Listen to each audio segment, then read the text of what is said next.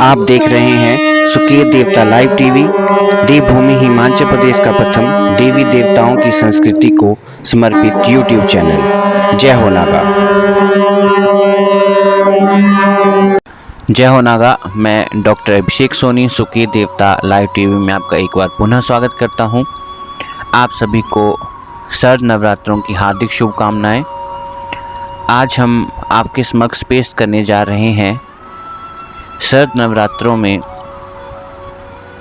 देवी भगवती का पूजन किस विधान से किया जाए तथा यह पूजा पद्धति है सरल पूजा पद्धति के रूप में आप सभी के समक्ष बताई जा रही है, ताकि आप आसानी से अपने घर पर देवी माँ के 9 रूपों का पूजन कर सकें और देवी माँ को प्रसन्न कर सकें। तो चलिए जानते हैं देवी माँ की पूजा पद्धति आचार्य मनोज शर्मा जी के मुखारविंद से और पूरा विधि विधान। जय हो नागा। तो पूजा का विधान तो एक विशिष्ट क्रम से होता है, एक सामान्य क्रम से होता है। एक होता है कर्मकांड का विषय, कर्मकांड के स्वरूप में, यज्ञ स्वरूप में वो अलग है। एक होता है भक्ति स्वरूप में, कि हम भक्ति और भाव से माँ की पूजा करें। तो नवरात्रों का विषय है, जो माँ जगदम्बा की उपासना करना चाहते हैं, माँ जगदम्बा के भक्त हैं, किसी भी स्वरूप में, चाहे माँ विद्या के स्वरूप में, चाहे दुर्गा के रूप में, चाहे चंडी के रूप में, चाहे काली के रूप में, उनका जो उनको दीक्षा मिली है, दीक्षित हैं, जिस मंत्र के द्वारा उनकी दीक्षा हुई है, तो प्रथम नवरात्रे से प्रारंभ करते हैं और नवमी पर्यंत यह क्रम चलता है। नवरात्रों में वैसे विशिष्ट जो आगमोक्त विधान है वो रात्रियों का महत्व है। उसमें विशेषकर जो अष्टमी की रात्रि है उसका विशेष महत्व है शारदीय नवरात्रों में। तो नवरात्रों में प्रथम दिन कलश स्थापन करके कलश के ऊपर माँ जगदम्बा की स्वर्णमयी प्रतिमा को स्थापित करते हैं। उसके उपरांत पूजन जब हम प्रारंभ करते हैं तो पूजा का विधान तो सामान्य है। जैसे हम अतिथियों का सत्कार करते हैं वैसे ही माँ जगदम्बा का सत्कार करें। पहले माँ जगदम्बा का ध्यान करें, जो हमें मंत्र दीक्षा मिली है, जो हमारे इष्ट हैं, कि उनका स्वरूप कैसा है। जैसे माँ दक्षिणेश्वरी हैं तो इनका स्वरूप क्या है। इनकी 4 भुजाएं हैं, बाएं हाथ में ऊपर खड्ग ले रखा है, बाएं जो नीचे वाला दूसरा हाथ है बाईं ओर का, उसमें नरमुंड है, दायां हाथ वर मुद्रा में है, एक अभय मुद्रा में है। तो नरमुंडों की मालाएं धारण कर रखी हैं, नागों के जनेऊ धारण कर रखे हैं। भगवान शिव के सदाशिव महाप्रेत पद्मासना हैं, शिव के शव के ऊपर विद्यमान हैं। तो उस प्रकार से अपने इष्ट का ध्यान करें। सर्वप्रथम ध्यान करने के उपरांत उनका आवाहन करें, बुलाएं कि हे माँ आप आएँ और मैं आपका पूजन करना चाहता हूँ या चाहती हूँ। जो मेरे पास सामग्री है, जैसे मैं पूजन करूँगा उसे आप स्वीकार करें। उसके उपरांत माँ का आवाहन करके उनको बैठने के लिए सुंदर आसन दें या फूलों का आसन अर्पण करें। प्रार्थना करें, मैया आप इसके ऊपर बैठ जाएं, विद्यमान हो जाएं। उसके उपरांत ऐसा भाव करें कि माँ बैठ गई हैं। प्रतिमा के रूप में जो प्रतिमा रखी है हमने, उसको फूलों के ऊपर स्थान दे करके उनको बिठा करके सर्वप्रथम फिर माँ के चरण धोएं। जैसे माँ आई हैं, जल लेकर के, शुद्ध जल लेकर के उनके चरण धोएं। उसके उपरांत उनके हाथों में जल दें। उसके उपरांत उनको जलपान करवाएं, जल पिलाएं। उसके उपरांत अगर हमारे पास अमृत हैं, 5 चीज़ें अमृत मानी गई हैं हमारे कर्मकांड में, दूध, दही, घी, शहद और शक्कर। तो दही, शहद और शक्कर, इन तीनों को मिला करके मधुपर्क बनता है। तो मधुपर्क माँ को खिलाएं। उसके उपरांत पुनः जलपान करवाएं, फिर माँ को स्नान करवाएं।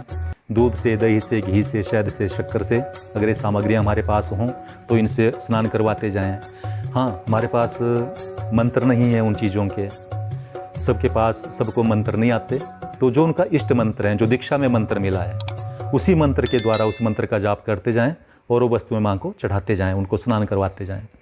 जब 5 अमृतों से स्नान हो जाएगा उसके उपरांत गड़बी में जल ले करके उसमें थोड़ा सा दूध डाल करके, कच्चा दूध डाल करके, जल मिश्रित करके उस दूध को माँ का अभिषेक करें। या भगवान शंकर का वो 7 शिव शक्ति रूप है माँ जगदम्बा, उनका मंत्र जाप करते हुए माँ का अभिषेक करें। उसके उपरांत, अभिषेक के उपरांत माँ को सुंदर वस्त्र पहनाएं, उनको श्रृंगार करें, उनका तिलक करें, सिंदूर चढ़ाएं, काजल लगाएं, इत्र इत्यादि लगा करके सुंदर फूलों की मालाएं पहनाएं। फूलों की मालाओं के उपरांत माँ की आरती उतारें। जब पूरा पूजन हो जाए उनको धूप दे करके धूप से सुगंधित धूप चढ़ाएं, दीपक अर्पण करें, माँ को भोजन खिलाएं।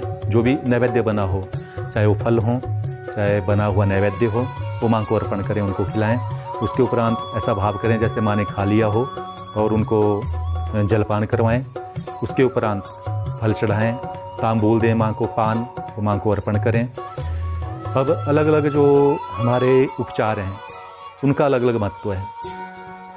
अब जैसे हम धूप देते हैं, दीपक चढ़ाते हैं, उनका अलग अलग महत्व है।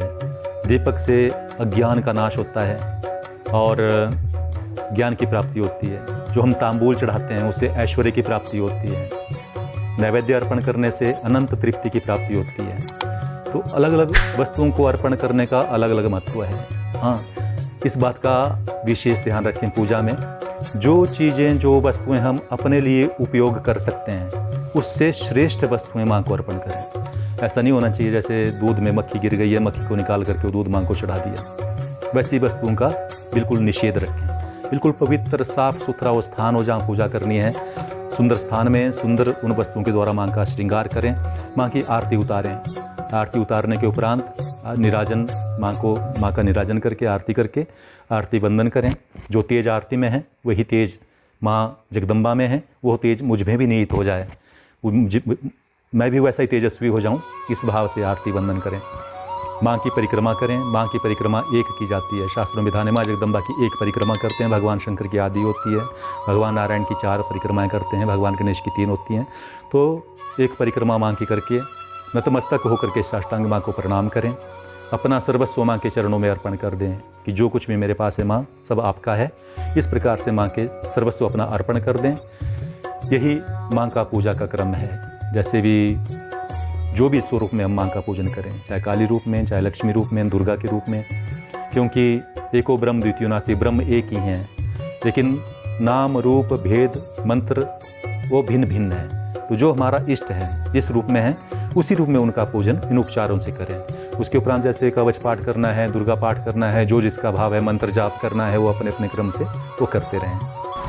ये आप सभी ने जाना नव दुर्गा भगवती का नवरात्रों के दौरान कैसे पूजन करें, कैसे उपासना करें। जैसे कि आचार्य मनोज शर्मा जी ने बताया, भाव से अगर पूजा की जाए तो देवी भगवती उसे स्वीकार करती है। तो नवरात्रों में हम कामना करते हैं कि देवी माँ आप सभी की इच्छाओं को पूर्ण करें। अगर आपको हमारी ये वीडियो अच्छी लगी हो तो कृपया करके हमारे चैनल को लाइक करें, सब्सक्राइब करें और बेल आइकन ज़रूर दबाएं ताकि आगामी जो हमारी वीडियो हैं उसकी नोटिफिकेशन आप तक समय पर पहुंचती रहे। इसी के साथ साथ जय माता दी और आप सभी को नवरात्रों की हार्दिक शुभकामनाएं। जय हो नागा।